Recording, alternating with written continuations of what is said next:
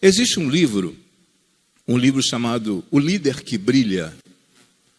O autor desse livro é David Cornfield. Não é o Copperfield, não. Copperfield é aquele mágico. Cornfield é um outro, é um pastor americano. E ele fala que existem 5 escalas, 5 situações para que eu possa estar bem com a igreja. Também no livro Caniço Quebrado, que é escrito pelo pastor Odinal, juntamente com o outro pastor, que agora me falha a memória, esqueci até o nome dele agora, juntamente com o pastor Odinal, ele fala sobre essas 5 situações. E eu quero falar um pouco sobre essas 5 situações, falar sobre os pilares, o que nos faz chegar a estar bem com a igreja. Em primeiro lugar, para que eu esteja bem com a igreja, eu preciso estar bem com Deus. Eu tenho que estar bem com Deus. E como que eu posso estar bem com Deus? Reconhecendo o sacrifício vicário do seu Filho, que morreu na cruz por minha causa, por nossa causa. Então eu preciso entender isto. Então eu tenho que estar bem com Deus. Estar em comunhão com Deus. Não ser um visitante de igreja, mas ser verdadeiramente um filho de Deus. Em segundo lugar, para que eu esteja bem com a igreja, eu preciso estar bem comigo mesmo. Porque se eu não estiver bem com Deus, eu não vou estar bem comigo mesmo.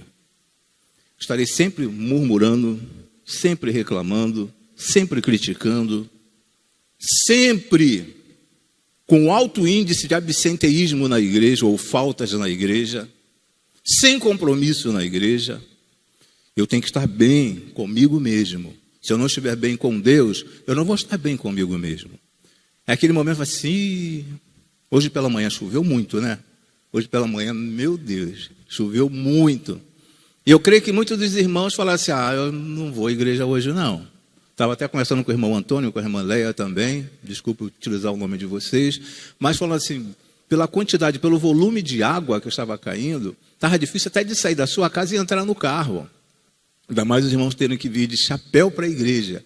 E aquele chapéu que você coloca ele aqui, se der um ventinho, ele vira ao contrário, né? Ele vira, as palhetas ficam ao contrário. Então eu tenho que estar bem comigo mesmo, tenho que estar bem com Deus para que eu possa estar bem comigo mesmo e vir para a casa do Senhor. Em terceiro lugar, para que eu possa estar bem com a igreja, eu tenho que estar bem com Deus, comigo mesmo e com a minha família. Como que eu poderia estar bem com a igreja se eu não estou bem com a minha família? Não falo com meu irmão, não falo com a minha cunhada, não falo com a minha tia, não falo com a minha mãe, não falo com meu pai, não falo com meu filho. Como que eu posso estar bem com Deus? Se tem uma quebra nessa conexão. Então eu tenho que estar bem com Deus em primeiro lugar. Em segundo lugar, eu preciso estar bem comigo mesmo. Em terceiro lugar, eu tenho que estar bem com a minha família. Em quarto lugar, eu tenho que estar bem com a liderança da igreja. Como que eu posso estar bem com a igreja se eu não estou bem com a liderança? Como que eu posso estar bem com a liderança se eu não estou bem com a minha família? Como que eu posso estar bem com a minha família se eu não estou bem comigo mesmo? Como que eu posso estar bem comigo mesmo se eu não estou bem com Deus? Aí sim, em quinto lugar, aparece a igreja. Em todas essas 4 etapas anteriores, se eu não estiver bem, não estarei bem com a igreja do Senhor. Porque a igreja do Senhor é uma comunhão, uma koinonia, uma comunhão. Então, se eu não estiver bem com essas 4 etapas anteriores, irmãos, não adianta você querer falar que está bem com a igreja. Não está bem com a igreja. Se eu sou aquela pessoa que a todo momento estou criticando a minha liderança, eu não estou bem com a igreja. Eu não posso falar que eu estou bem com a igreja. Alguma coisa se perdeu no meio do caminho. E eu quero falar aos irmãos nesta noite, dentro do livro de Neemias, capítulo 1 e capítulo 2, lógico que não estarei lendo todos os versículos, sobre 5 pilares que transformam. 5 pilares que transformam. O primeiro pilar que nós encontramos aí para estar bem com a igreja, bem com a minha família, com a liderança, bem com a minha família, bem comigo mesmo, bem com Deus, é um coração aquebrantado. Em Neemias capítulo 1, versículo de número 4, o texto nos diz assim: e sucedeu que, ouvindo eu estas palavras, assentei-me e chorei, e levantei por alguns dias, e estive jejuando e orando perante o Deus dos céus. Um coração aquebrantado. Neemias ele passou num concurso público, embora estivesse no exílio, lá com o rei Artaxerxes, mas ele passou num concurso público, porque ele era copeiro do rei.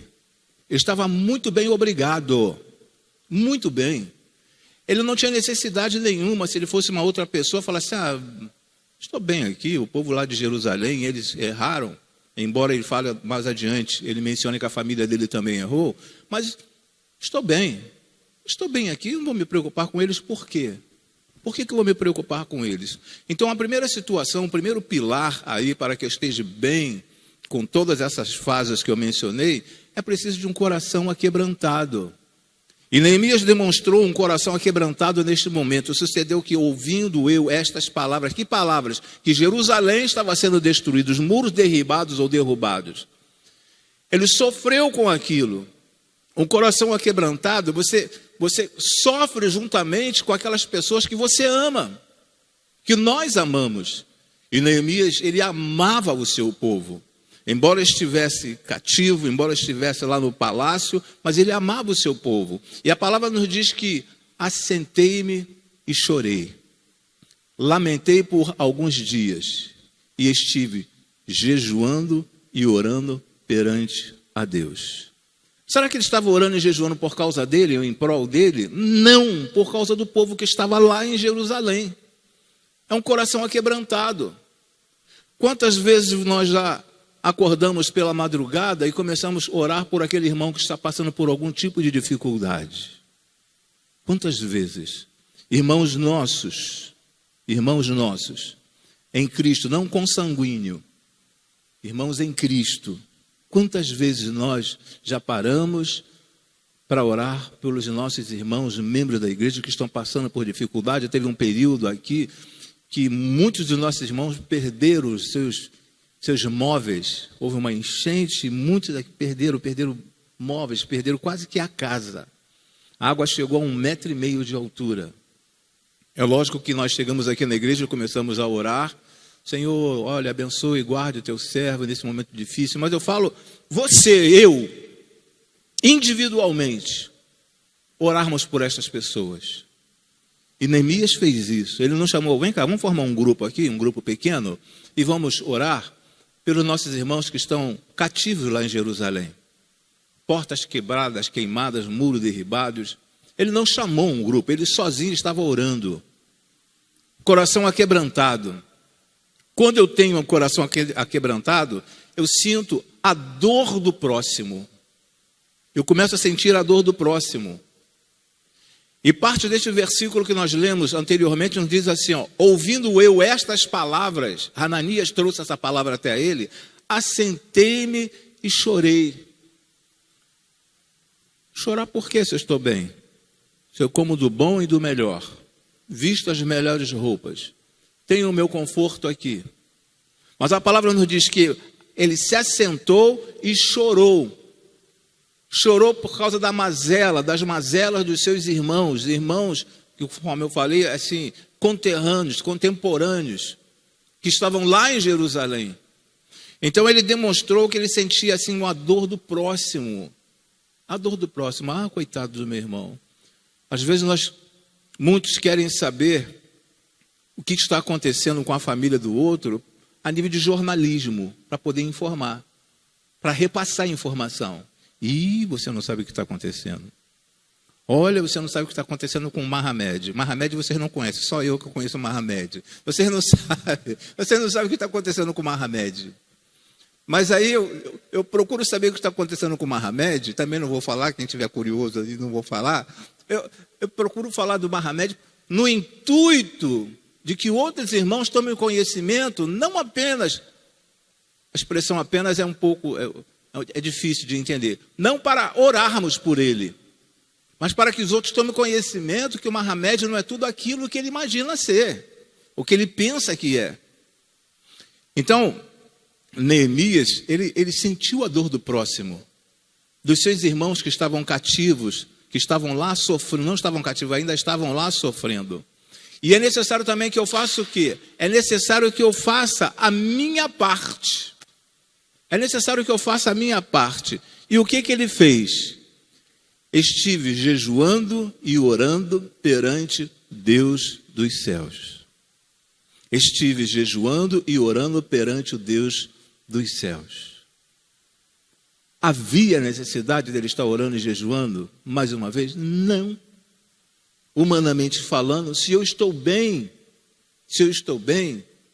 às vezes nós ouvimos essa expressão do pessoal das pessoas que não são evangélicas, falam assim, não, se eu ganhar na Mega Sena, eu vou ajudar meus parentes. Ele ganha na Mega Sena e, ó, e some. As pessoas não evangélicas. Então, eu estive jejuando e orando perante a Deus dos céus, pedindo que o Senhor estivesse indo em socorro dos seus irmãos que estavam sofrendo naquele lugar. E essa também deve ser a nossa visão quando nós temos o coração aquebrantado. Eu preciso fazer a minha parte. Eu preciso, igual as pessoas falam muito por aí, eu preciso chegar junto. Mas esse chegar junto, de repente, no momento de louvor, momento de adoração, que a adoração não é somente o louvor, mas neste momento do louvor, ainda que você está adorando a Deus, e você começa a chorar, naquele momento que você está, em plena comunhão com o Senhor, aí quando você começa a chorar, chega alguém do teu lado e pergunta assim, está tudo bem com a irmã? Está precisando de uma cesta básica? Você brigou em casa? Você brigou em casa? Então, existem pessoas que são assim, ficam preocupadas, mas não com o que deveria estar realmente preocupadas. Mas ela observa que o irmão está, plugado, ligado com Deus, conectado com Deus, está próximo ao roteador que é Deus, pegando a sua, o sinal está muito forte, e nós começamos a questionar aquele irmão. Mas a ideia aqui, que ele esteve jejuando e orando perante Deus dos céus, os irmãos estavam distantes, estavam lá em Jerusalém, ele estava em outro local, estava bem distante, foi levado cativo para bem longe. Mas mesmo assim, ele dobrou o seu joelho e orou pelos seus irmãos. Não irmãos de sangue, mas irmãos que faziam parte não da sua prole, mas da sua nacionalidade. Esteve orando por aqueles irmãos. Primeiro pilar que nós falamos, coração aquebrantado. O segundo pilar para que eu possa estar bem com Deus, para que eu possa estar bem comigo mesmo, para que eu possa estar bem com a minha família, para que eu possa estar bem com a liderança da igreja, que eu possa estar bem com a igreja, ser humilde, pessoas humildes. Em Neemias capítulo 6, versículo de número 1, versículo número 6, capítulo 1, versículo número 6, nos diz assim: estejam, pois, atentos os teus ouvidos e os teus olhos abertos, para ouvires a oração do teu servo, que eu hoje faço perante ti, dia e noite, pelos filhos de Israel, teus servos, e faço confissão pelos meus pecados, pelos pecados dos filhos de Israel, que temos cometido contra ti. Também eu e a casa de meu pai temos pecado. Observe a colocação de Neemias aqui, quando eu falo sobre humildade, sobre ser humilde. Estejam, pois, atentos os teus ouvidos e os teus olhos abertos, para ouvires a oração do teu servo, que eu hoje faço perante ti, dia e noite, pelos filhos de Israel, teus servos, E faço confissão pelos pecados de Israel, pelos filhos de Israel, que temos cometido contra ti. Também, olha se colocando no contexto aí. Também eu e a casa de meu pai temos pecado. Às vezes é muito fácil quando eu aponto o erro de uma pessoa. E quando eu aponto o erro de uma pessoa, tem mais 3 dedos voltados para mim. É muito fácil eu olhar para a família de alguém e falar que aquela família ali está totalmente errada. Mas eu tenho mais 3 dedos apontados para mim. Então Neemias, ele coloca aqui que eu e a casa de meu pai temos pecado. Nós pecamos também. Nós pecamos também. Eles estão sofrendo lá com os muros derribados, portas queimadas, porque eles erraram. Eu fui tomado como cativo porque Artaxerxes me trouxe para cá, me trouxe para a Babilônia. Mas eu não tive culpa, eu vim inocente. Não, ele fala assim, eu estou aqui porque eu errei também. E esta também deve ser uma das nossas colocações. Reconhecer os nossos erros. Eu preciso reconhecer os meus erros. Eu preciso reconhecer quem eu sou verdadeiramente. Me olhar diante do espelho e ver verdadeiramente quem eu sou. Reconhecimento do seu erro. Aí vem versículo que nos diz: faço confissão pelos pecados dos filhos de Israel que temos cometido contra ti. Também eu e a casa de meu pai temos pecado. Temos pecado. De repente poderíamos até ouvir de algumas pessoas, mas assim, ó, eu não erro não. Eu não tenho pecado, eu estou bem. Observe que Neemias aqui, ele está falando assim, olha, vocês que erraram, então vocês que sofram por aí, vocês que sofram aí em Jerusalém, mas ele fala, meu pai, a família do meu pai, nós erramos. Então eu preciso reconhecer os meus erros. Eu tenho ninguém melhor do que Deus, lógico, e a minha esposa para saber dos meus erros. Então as pessoas que convivem dentro da nossa casa, elas conhecem o nosso erro. E às vezes quando nós somos confrontados, nós não gostamos. Nós não gostamos quando somos confrontados. Você sabe que está errado, né? Ah, tá, lá vem você de novo. Essa é a expressão. Principalmente de alguns homens, né? Lá vem você de novo. Então, nós temos os nossos erros e precisamos entender e aceitar quando alguém, ou mais de uma pessoa, e o difícil é entender que quando todas as pessoas falam que eu estou errado, só eu acho que todos estão errados, mas eu estou certo. Todos estão errados, só eu que estou certo.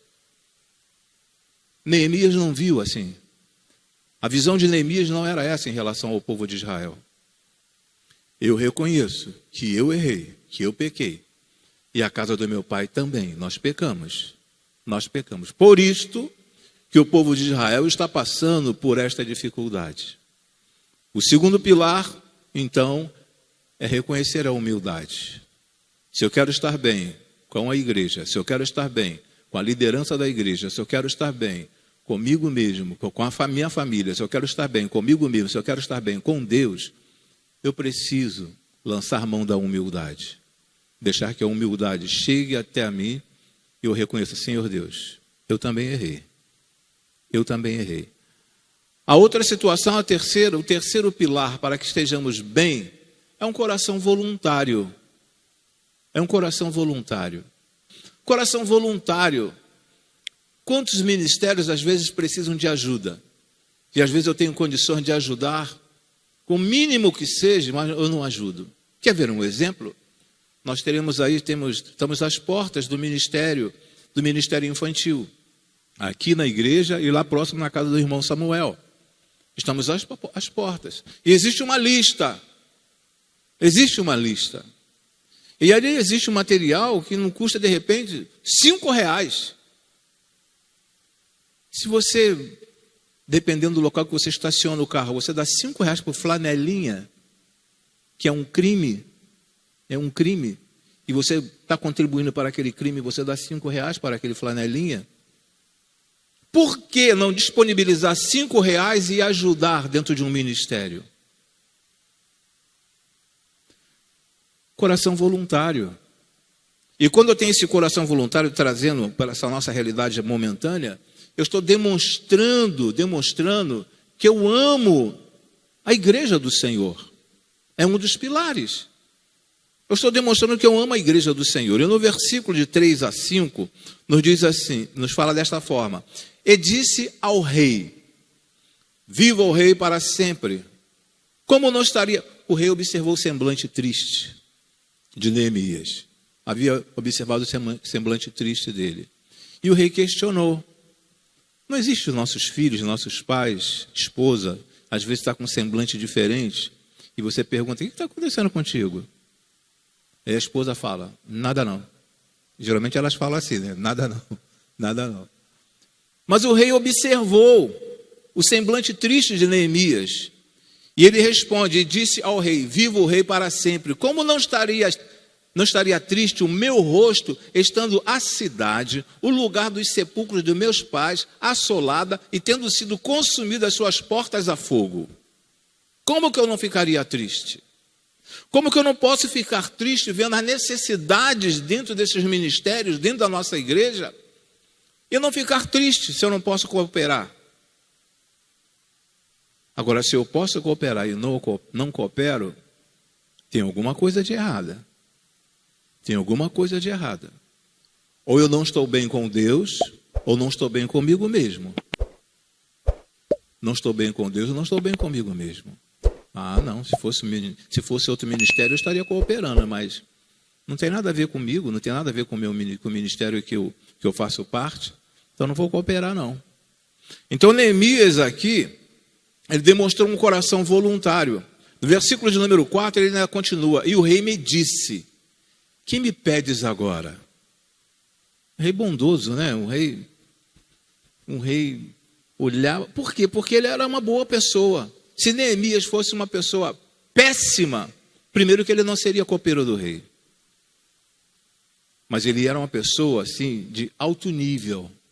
E o rei olhou para ele e o trouxe para ser copeiro ali da sua majestade. E o rei me disse: que me pedes agora? Então orei ao Deus dos céus. Ele não saiu para orar, orou de imediato. E o versículo de número 5. E disse ao rei: se é do agrado do rei, e se o teu servo é aceito em tua presença, peço-te que me envies ajudar a cidade dos sepulcros dos meus pais, para que eu a reedifique. É lógico que ele não estaria reedificando aquela cidade sozinho, mas ele se colocou assim, para que eu a reedifique. Eu tenho como contribuir, e cada um de nós temos como contribuir para o crescimento da igreja, para o crescimento do reino dos céus instalado aqui em Jardim Bom Pastor. Nós temos como contribuir, nós temos como fazer a nossa parte. E aí nós começamos a ver: o que eu preciso fazer? Me colocar à disposição. Eu tenho que me colocar à disposição.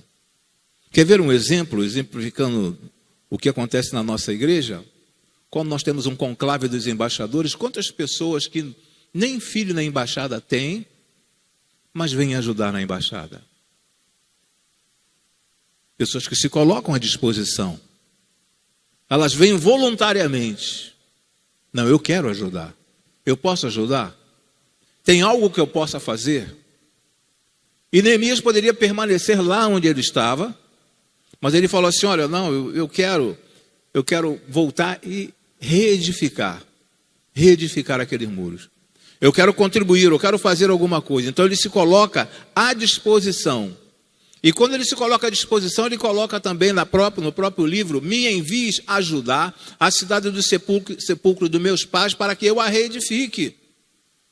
Me envie, me libera para que eu possa ir e ajudar aquelas pessoas. Então é necessário que eu fale: Senhor, me dê força, me dê condições. Se eu tenho uma agenda muito ajustada, Senhor, me ajude aqui, porque eu quero ajudar na tua igreja, que a igreja não é nossa, a igreja não é do pastor, a igreja é do Senhor. Senhor, me ajude, porque me dê um entendimento para que eu possa ajudar na tua igreja, fazer com que a tua igreja cresça, Senhor. Porque se Neemias não vai até Jerusalém, dificilmente eles teriam reerguido aquela igreja. Ou melhor, reerguido aquela igreja. Teriam reerguido aqueles muros e colocado as portas no lugar. Foi necessário ele se colocar à disposição e ir. E através dele, ele pôde levar um grupo de pessoas. E as pessoas que lá estavam também ajudaram a reedificar o muro. Porque quando você se levanta para ajudar, outras pessoas vêm contigo. Principalmente, tem um treinamento aí chamado DISC. Se você é a letra I, você é influenciador. E Neemias era influenciador. Ele era a letra I, influenciador. E se você é um influenciador, você tem condições de trazer um grupo para ajudar naquela área que você está querendo. Querendo em prol da igreja, não em prol de você mesmo. E Neemias fez isso. Ele conseguiu chegar lá em Jerusalém, conseguiu reunir um grupo de pessoas, para que aquelas pessoas estivessem ali ajudando a reedificar aquele muro.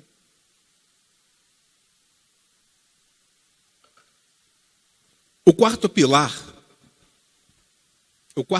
que nós podemos ver, para estarmos bem com Deus, bem comigo mesmo, bem com a minha família, bem com a minha liderança, a liderança da igreja, pessoas de visão, pessoas que têm uma visão, uma mega visão, uma baita visão.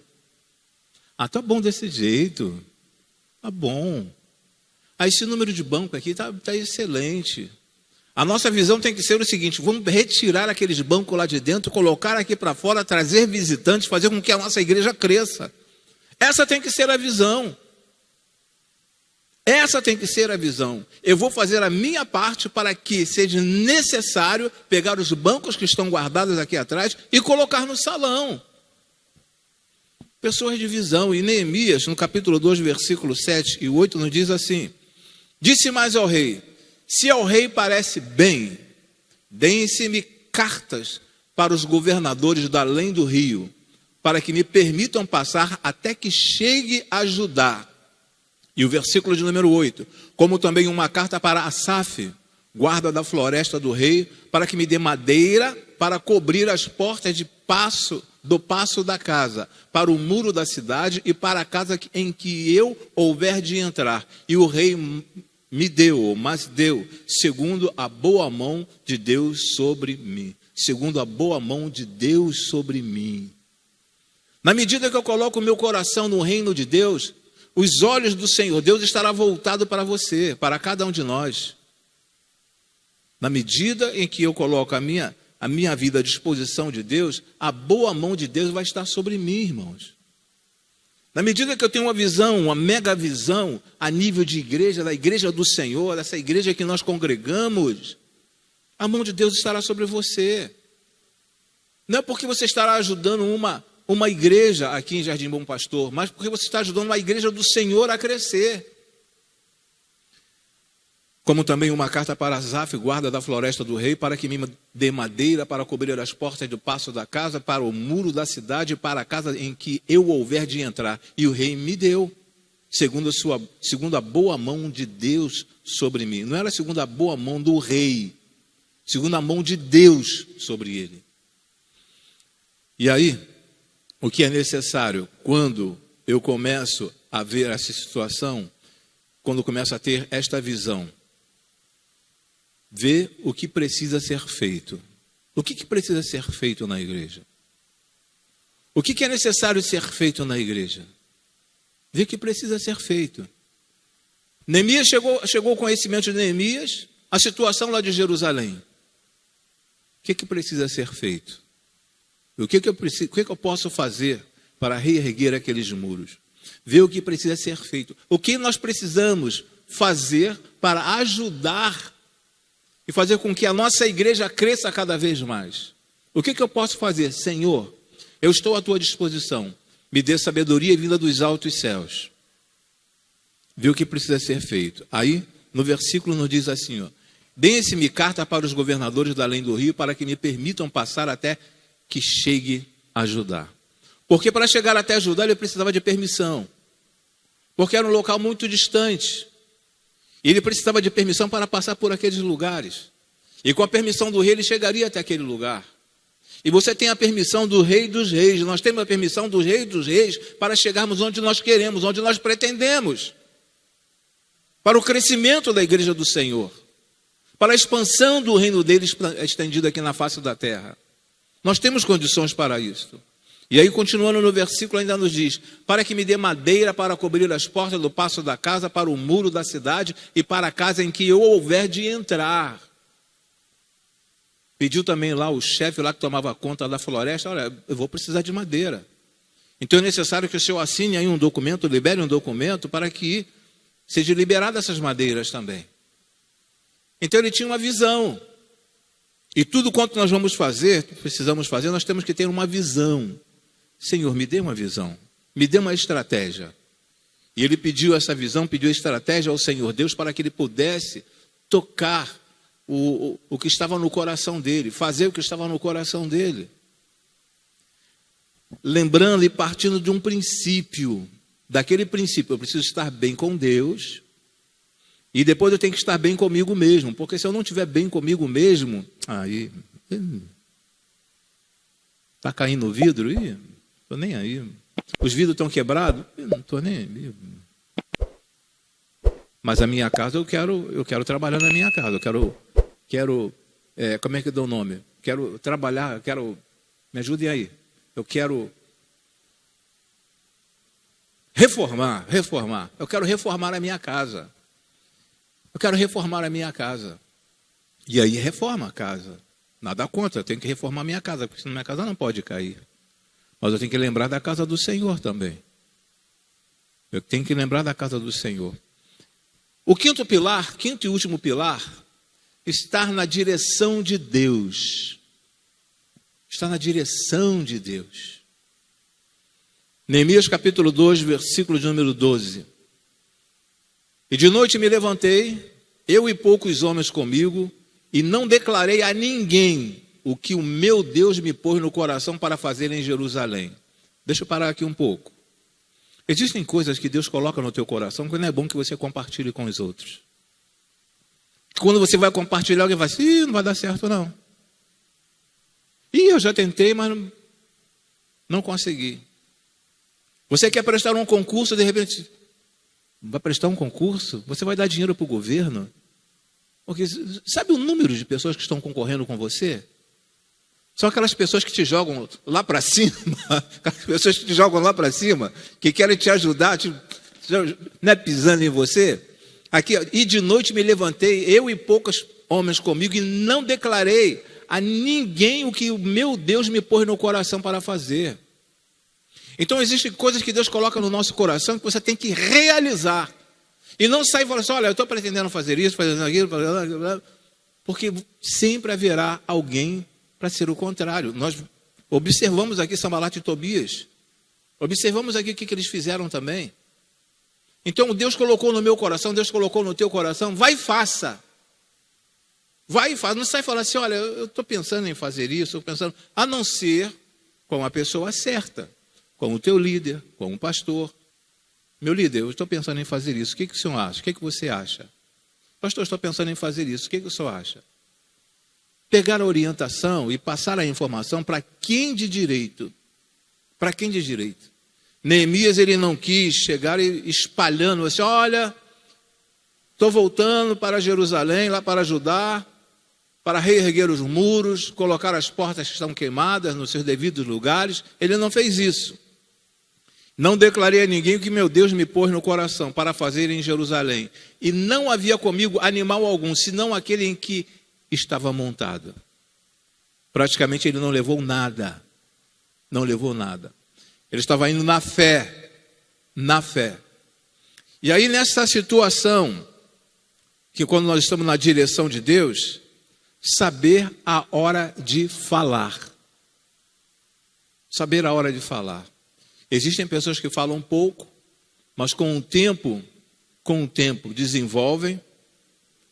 Vimos aqui um momento ofertório, uma pessoa que entrava na igreja muda e saía calada, e hoje em dia está se deixando ser usada por Deus e tem sido uma bênção na casa do Senhor. Saber a hora de falar.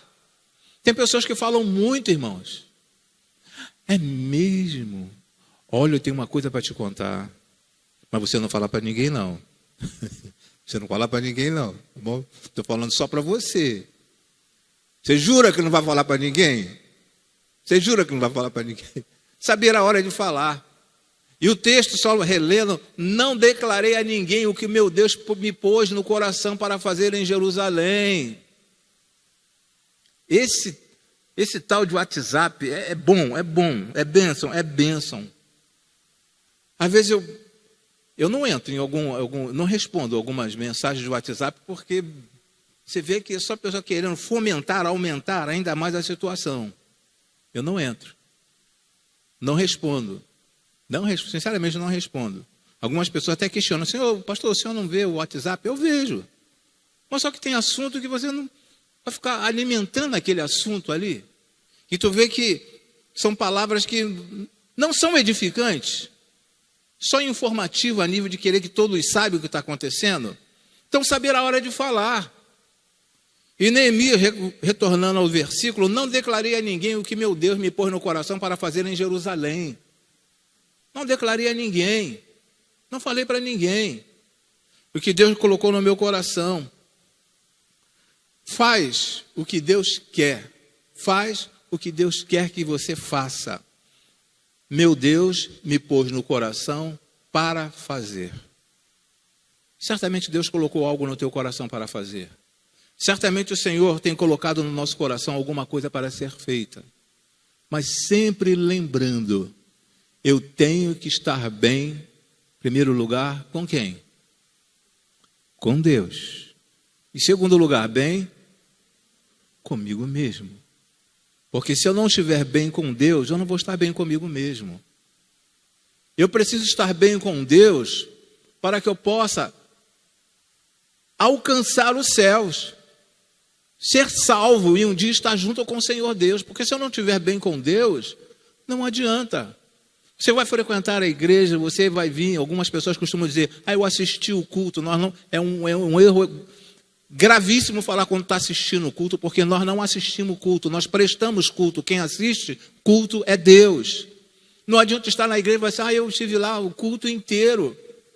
Mas se você não estiver bem com Deus, você não está bem contigo mesmo. Não vai estar bem contigo mesmo. Para que você esteja bem contigo mesmo, é necessário falar, Senhor, eu estou aqui, preciso de ajuda. Eu quero que tu me ajude, Senhor. Eu estou precisando inteiramente, imediatamente da sua ajuda. Aí você estando bem contigo mesmo, vem a terceira situação. Você vai estar bem com quem? Com a sua família. Se você está bem contigo mesmo, você vai estar bem com a sua família, meu querido. Se você não estiver bem contigo mesmo, não enche minha paciência, não. Qualquer coisa é motivo para você né? Meter o pé para trás. Qualquer coisa é motivo para isso. Qualquer coisa é motivo para fazer isso. Se não estiver bem contigo mesmo. Então eu tenho que estar bem com Deus, comigo mesmo, para estar bem com a minha família. E estando bem com a minha família, estarei bem com a liderança da igreja. E estando bem com a liderança da igreja, estarei bem com a igreja. E é isso que o Senhor Deus espera de cada um de nós. Mas em primeiro lugar, bem com Deus, para estar bem comigo mesmo. E aí vem uma pergunta, será que você está bem com Deus? Será que você está bem com Deus? Pastor, como que eu posso estar bem com Deus? Conforme eu falei no princípio, para você estar bem com Deus, você precisa entender os planos de Deus na sua vida. Qual foi o plano principal de Deus para a sua vida? Enviar o Filho dele para te salvar. Este foi o plano principal de Deus. Para que eu esteja bem com Deus, eu preciso entender que eu preciso de Jesus como meu único e suficiente Salvador. Eu preciso de Jesus como meu único e suficiente Salvador. E a partir do momento que eu tomo essa decisão, tornar-se a mais fácil, sabe, essa trajetória até chegar a ser membro da igreja. Mas eu faço essa pergunta e deixo essa pergunta para você nesta noite. Você está bem com Deus? Jesus já entrou no teu coração como Senhor, não apenas como um mestre, mas como Senhor. Você já permitiu que Ele entrasse no teu coração? Já permitiu que Ele entrasse no teu coração? Essa é a pergunta que eu deixo para você nesta noite. Você quer que o Senhor Jesus tome conta da tua vida a partir de hoje e comece a desenvolver, a desenrolar todas as outras coisas, outros nós que existem na sua vida? Este é o momento. Eu estarei orando e o Ministério de Louvor fará o pós-lúdio nesta noite. Vamos orar. Pai querido, nós te agradecemos porque a tua palavra nos orienta e nos diz que há uma grande alegria no céu quando um pecador se arrepende, ó Senhor Deus. Senhor, tu sabes o motivo pelo qual esta pessoa ergueu um dos braços.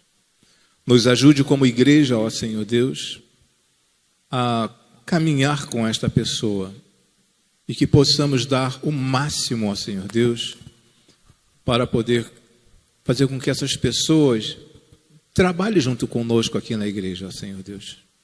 Te peço por esta pessoa que ergueu o braço, te peço também, ó Senhor Deus, pela família dele também, que possam entender e aceitar essa decisão tomada, ó Senhor Deus.